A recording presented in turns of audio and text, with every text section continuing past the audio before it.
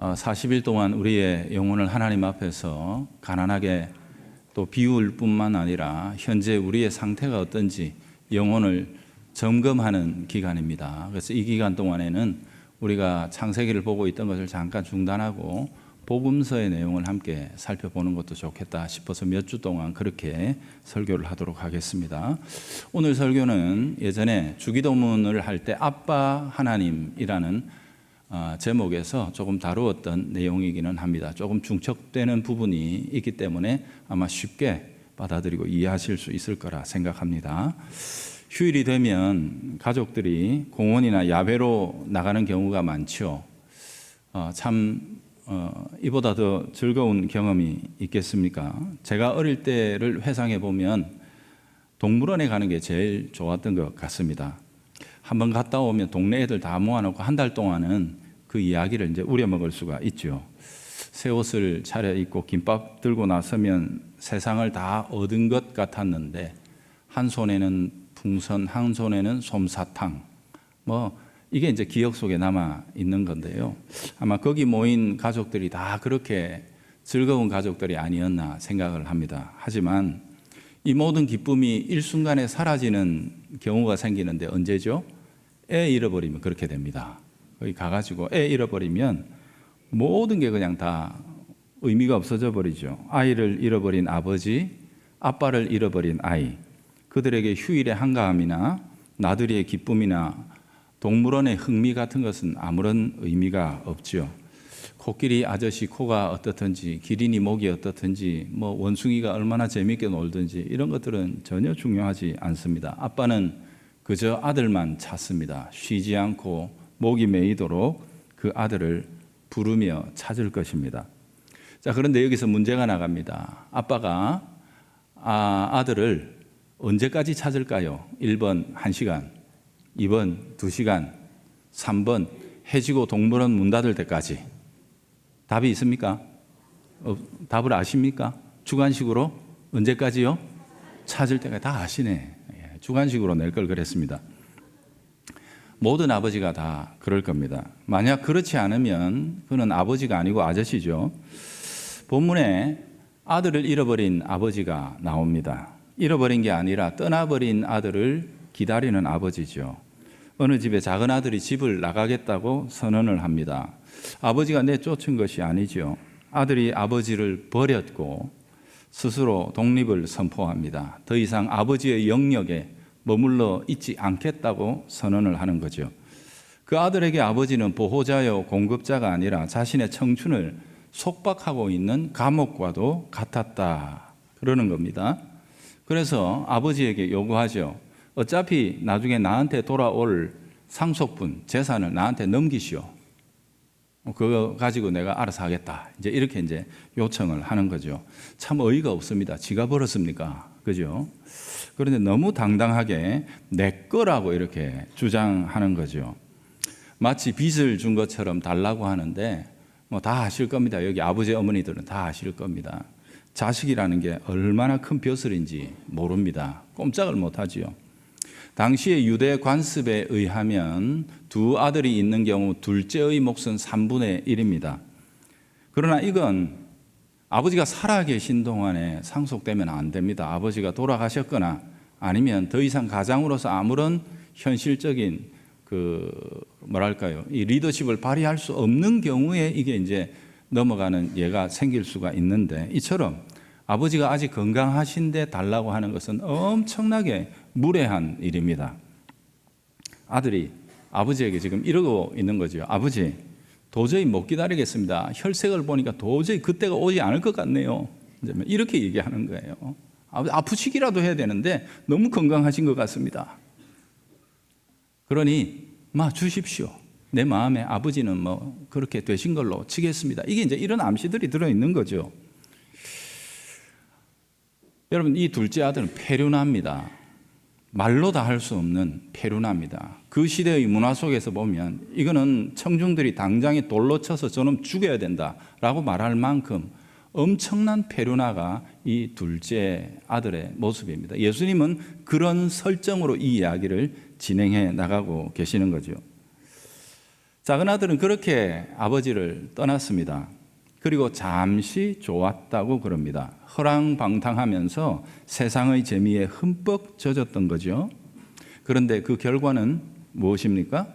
결국 보니까 종살이로 마감하고 있습니다. 세상이 다 내 마음대로 될 줄 알았는데 호주머니 두둑하게 챙겨서 세상에 어깨 피고 나가면 다 내 뜻대로 될 줄 알았는데 나중에 정신 차리고 보니까 돼지만도 못한 처지가 돼 있는 거예요.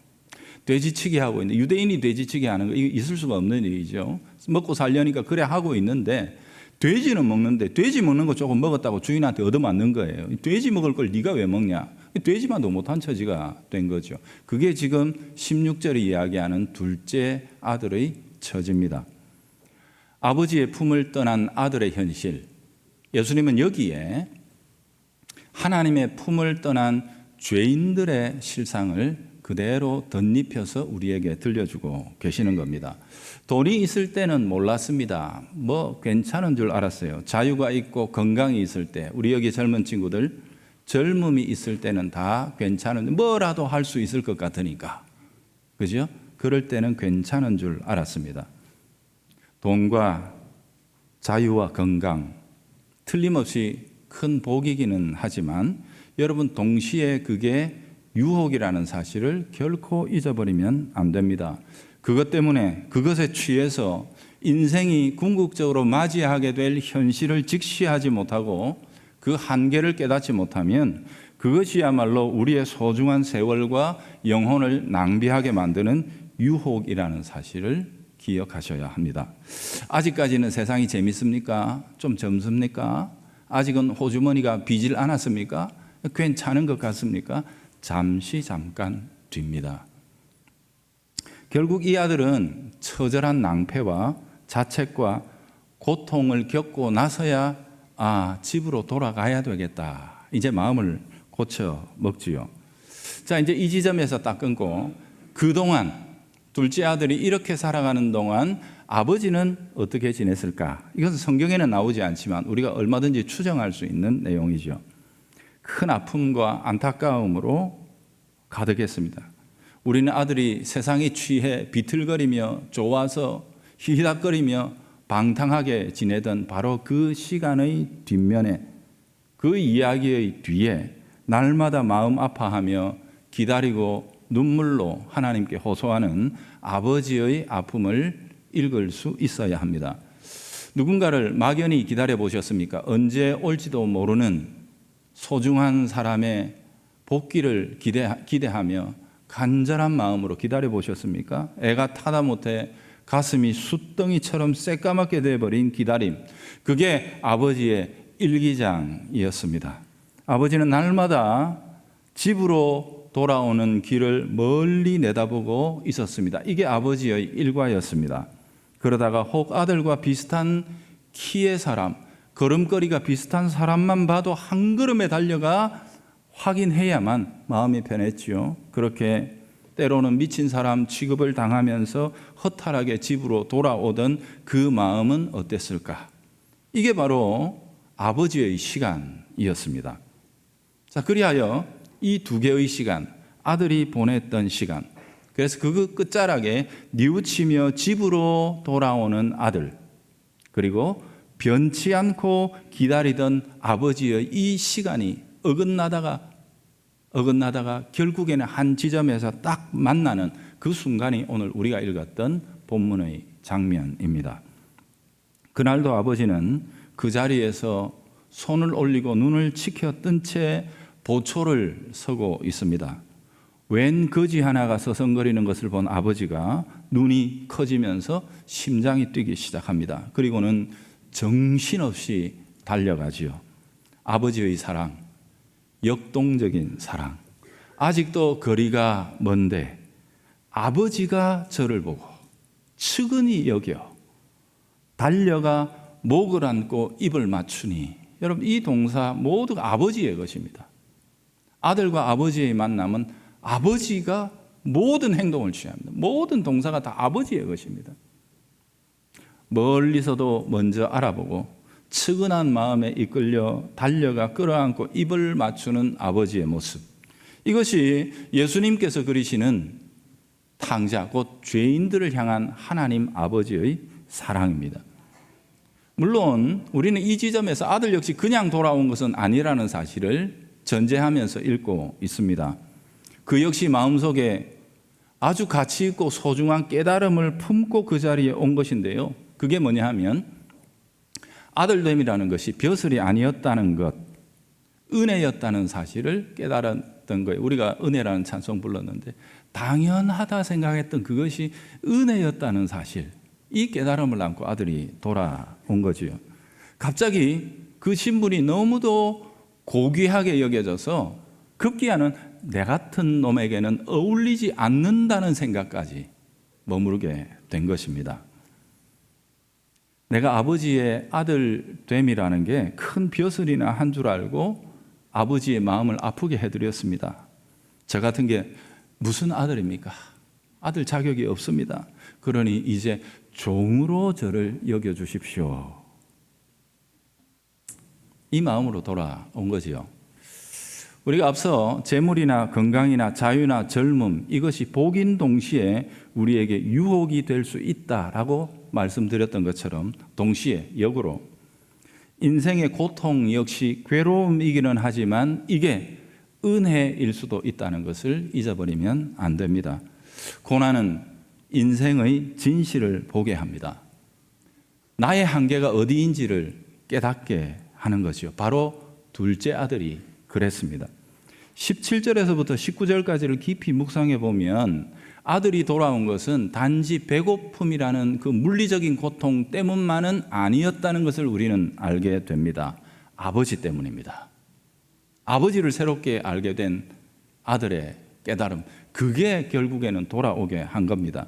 작은 아들은 모진 세상의 고통 속에서 이전에는 미처 몰랐던 아버지의 인품, 아버지의 덕을 깨닫게 된 거예요. 우리 아버지는 종들에게까지도 풍족하게 나누어 주시는 분이셨는데 라는 기억, 아버지의 은혜. 그런데 돼지 먹는 열매 몇 개 먹었다고 뒤통수를 후려갈기는 세상의 주인들, 그들과 비교해 볼 때 아들은 비로소 아버지가 새롭게 보이는 겁니다. 그처럼 지루하고 깝깝하기만 했던, 내 청춘의 감옥이라고 생각했던 아버지의 품이 실상은 얼마나 따뜻하고 안전한 피난처였는지 아들은 비로소 깨닫게 되는 겁니다. 아버지의 진면목을 이제서 보게 되는 거지요. 그래서 아들은 결정합니다. 이제 내 처지로 내가 살아온 삶을 보면 아들 될 자격은 없다.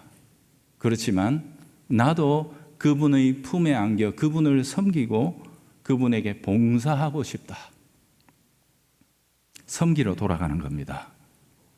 아들이 아버지에게 하려고 준비했던 말의 내용이 뭡니까? 당신의 그늘 밑이라면 저는 종으로 머물러도 과분합니다. 그것을 제 영광으로 여기며 살아가고 싶습니다. 아들이 그 말 하고 싶어서 온 거예요. 그게 바로 나를 품꾼의 하나로 봐주십시오. 이게 아들이 준비한 대사였습니다. 이게 진심입니다. 진심. 그저 집에 들어가기 쭉 뼈거리니까 이렇게 말로 대충 입발림하고 들어가자. 일단 들어가고 나서 다시 또 돌아가자. 이게 아니었어요. 아들의 진득한 깨달음이 나를 품꾼의 하나로만 써주셔도 제게는 영광이겠습니다. 라고 이러며 돌아가는 거죠. 그런데 아들은 끝내 이 말을 아버지께 못합니다. 왜요? 아버지가 그 직전에 말을 끊어버리지요. 아버지에게 그는 여전히 소중한 아들이고 한 번도 아들이 아닌 적이 없었다는 것입니다. 그리고 22절과 23절에 아버지는 그 아들에게 완전한 회복을 돌려줍니다. 제일 좋은 옷을 입혀라. 그 손에 가락지를 끼워라. 그리고 그 발에 신을 신겨라. 완전하게 회복된 모습이 이렇게 상징되고 있는 겁니다. 그리고 24절로 넘어갑니다. 이게 오늘 본문의 핵심이죠. 이 내 아들놈은 죽었다 산 것이다. 내가 잃어버렸다가 다시 찾았다. 여기에서도 아들과 관련한 모든 일의 핵심은 누구에게 적용이 됩니까? 아버지의 이야기입니다.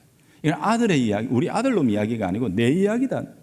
내가 다시 낳았다. 오늘 새로운 아들 하나 낳았다. 얼마나 큰 잔칫날이냐. 내가 잃어버린 아들 찾았다. 이 얼마나 기쁜 일이냐. 그러니 오늘은 내 기쁨의 날로서 잔치를 해야 하는 날이다 라고 아버지는 그 모든 것들을 자기에게로 다 넘겨버리는 것입니다. 이 속에는 내 아들의 과거를 묻지 않겠다. 이 아들놈은 내 집에 다시 오는 순간 다시 태어난 것이다. 그러므로 이 아들에게 과거는 없다. 왜 오늘 태어났으니? 이 얼마나 놀라운 선언입니까? 이 말은 여러분 이런 아버지 아주 강력한 의지를 품고 있어요. 지금부터 내 아들놈 과거 가지고 시비 거는 사람 재미없다. 그거는 나를 향해 욕하고 나를 모욕하는 것과 같다. 아버지는 그렇게 받아들이겠다는 거죠. 성경은 이렇게 묘사합니다. 그런즉 누구든지 그리스도 안에 있으면 새로운 피조물이라. 이전 것은 지나갔으니 보라 새 것이 되었도다. 새 창조물, 새로운 피조물이라고 그렇게 설명을 하지요. 여러분 구원은 새로운 창조입니다.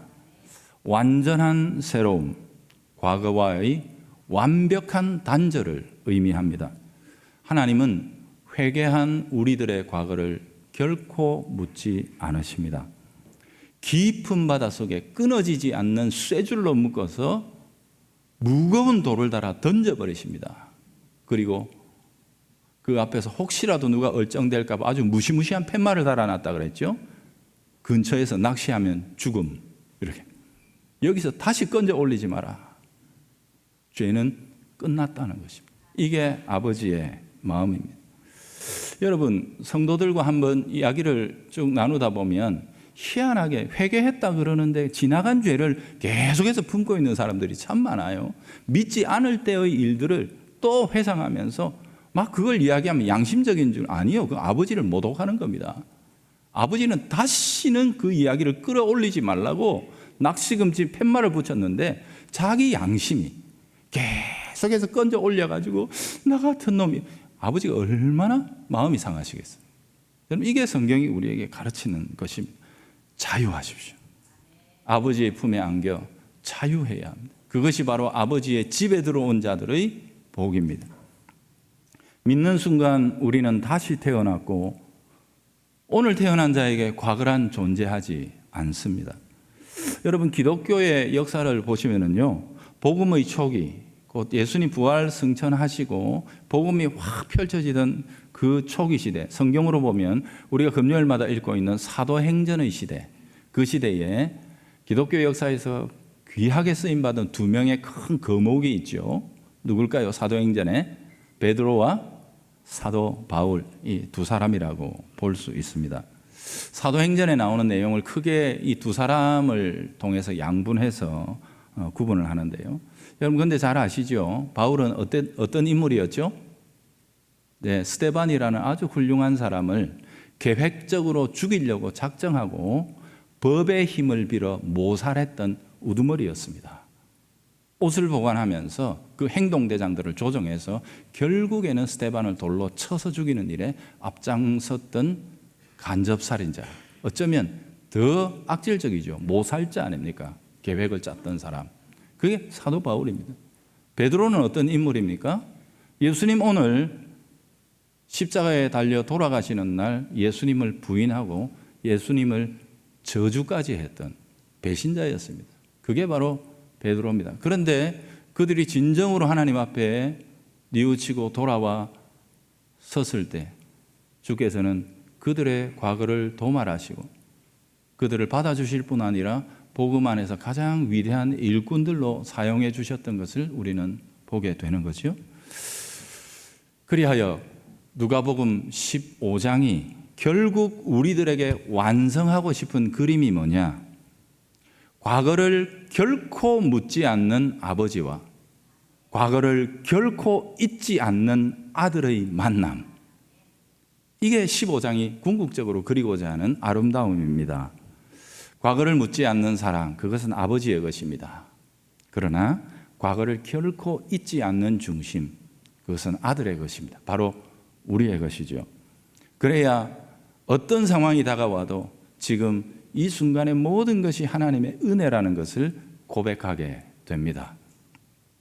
아들의 신분을 다 회복했지만 아들로 살기보다 종이 되어 살기를 소원하는 이 가난한 마음, 낮은 마음, 종이기에 아버지를 위해 어떤 고난과 아픔과 눈물이 온다 할지라도 종놈이 이만하면 됐다라고 생각할 수 있는 그 거룩한 여유, 그게 바로 이 둘째 아들의 마음 아닙니까? 그런데 이 삶의 완전한 본은 예수님 자신입니다. 아들이실지라도 아버지의 뜻을 위해 이 땅에 종으로 오셔서 십자가에 죽기까지 복종하셨던 그 아들의 삶을 이 둘째 아들, 곧 우리입니다. 우리들은 끊임없이 모사하면서 우리들에게 아들의 자격이 있으나 영원한 소망과 복의 약속이 있을지라도 그저 이 몸으로 살아가는 이 땅에서는 그 아버지의 종으로 살아가기를 간절히 원하는 것, 그게 바로 참된 구원을 맛보며 누리는 아들들의 중심이 아니겠습니까? 이 누가복음 15장의 이야기, 탕자의 이야기 속에서 자기 구원을 확신하고 변화된 사람의 이야기가 있죠. 그는 방탕한 군인이었고 노예선의 선장이었다고 합니다. 짐승처럼 묶인 채 끌려가는 여자 노예들을 그 배 위에서 성폭행하고 잔인하게 학대하면서 노예를 잡아다가 끌어가면서 병들면 그냥 바다에 다 빠져 죽여버립니다. 건강하게 살아남은 것들만 왜 또 잡아오면 되니까 치료 안 해주는 거예요. 다 죽여버리는 거죠. 그런 식으로 악질적인 노예상을 했던 사람이 자신의 삶의 가장 처절하고 절망적인 위기 속에서 아버지를 만납니다. 탕자의 과거를 전혀 묻지 않으셨던 아버지가 바로 자신의 아버지가 되신다는 사실을 깨닫고 이 사람이 철저하게 회개한 이후에 주님의 종의 길을 갔는데 목사가 됐죠. 이런 분들 꼭 목사 안 돼도 되는데 그렇게 목사가 되더라고요. 안 돼도 되는데 제 입장에서는. 그래서 이런 드라마틱한 이야기가 없으면 좋은 목사 아닌 것 같아. 그죠? 어쨌든 이분이 목사가 돼가지고요. 평생을 하나님 앞에서 종으로 살았습니다. 아들인 걸 알았지만 종으로 사는 삶을 추구했습니다. 그가 남긴 유명한 말이 이것입니다. 과거 아프리카의 신성모독자, 그 자기 자신입니다. 신성모독자는 죽는 순간까지도 아버지의 사랑 외치기를 중단할 자유가 없다. 여러분, 이 마지막 구절 자유가 없다라는 말은 노예고 종을 가리키는 표현입니다. 자유가 없는 노예의 삶을 자기가 제일 잘합니다. 왜? 노예 상인이었기 때문에. 자신이 하나님께 그렇게 매여 있는 종으로 살아가기를 원하는 그 간절한 소망이 이 구절 속에 담겨 있습니다. 아들인 걸 모름이 아닙니다. 아들에게 약속된 소망과 권세가 있는 걸 모름이 아닙니다. 그러나 이 땅에 살아가는 동안 이 육신으로는 아버지를 위한 섬김과 종의 삶을 간절하게 갈망했던 이 사람, 80의 나이에도 막 그만하면 안 됐습니까? 은퇴까지 했는데 와 그렇게 열심히 합니까? 왜 그렇게 당신이 희생하고 눈물 흘리고 고난당하고 손해보고 왜 그렇게 삽니까? 라고 말했을 때 그가 들려주었던 말이 아까 나는 자유가 없습니다. 아프리카의 신성 모독자로 살아갔던 천박한 나의 삶, 나는 잊지 못하며 거기에서 구원해 주신 주를 위해 종으로 살아갑니다. 이제 그렇게 고백했던 거죠. 이 사람이 누구냐 하면 한국 사람들이 제일 좋아하는 찬송가의 작사가입니다. 찬송가 305장 나 같은 죄인 살리신 존 뉴턴이라는 사람의 숙이죠. 나 같은 죄인 살리신 그 은혜에 놀라와 잃었던 생명 찾았고 광명을 얻었네. 그 이어지는 가사들이 쭉 그의 삶을 고백한 거죠. 사랑하는 성도 여러분, 사순절의 훈련을 쌓아가고 있습니다. 우리를 다시 돌아보고 우리의 영적 상황을 점검합니다. 끊임없이 우리를 살펴보고 영적인 건강 검진을 하는 거죠. 아들이시되 종으로 섬기려 이 땅에 와 죽기까지 복종하셨던 그 참 아드님처럼 우리도 아들이 돼 종이 되어 아버지의 남겨진 복음의 역사를 위해 이 땅에서 살아가는 거룩한 종이 되기를 이 기간 동안 우리 스스로 체근하면서 훈련하고 연습할 수 있기를 주님의 이름으로 소원합니다. 하나님 아버지, 주를 위해 살게 하소서. 주와 함께 살게 하소서. 주께서 내게 베풀어 주신 거룩하신 은혜를 잊지 않고 종으로 주를 섬기며 살아가는 기쁨을 누리게 하옵소서. 예수님 이름으로 기도합니다. 아멘.